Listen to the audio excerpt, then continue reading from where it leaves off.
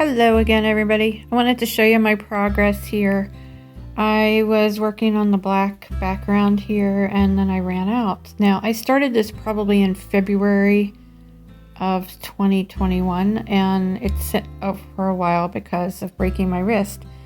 So I didn't realize that I didn't have enough black. Here's the original pattern design, and the designer uses DMC, as you can see here. It's DMC. So what I did is use the Valdani that I already have, and so I write notes on here of what colors I'm using.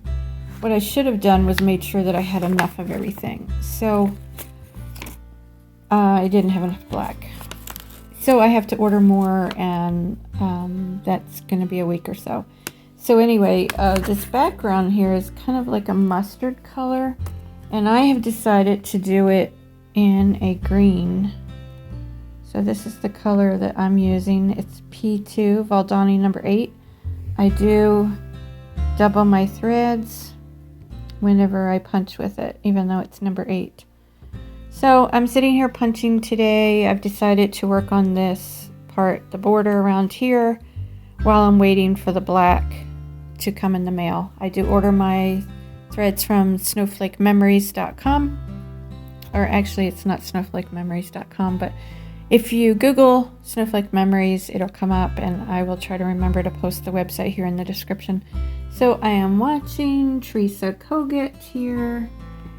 Let me see, her floss tube. So let me get to where I can show you.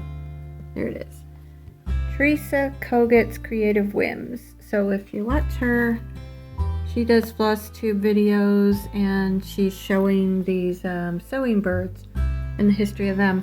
So I am watching that as I do this punching, and I will catch you on the next video. I have a project that I'm going to show you that is a DIY.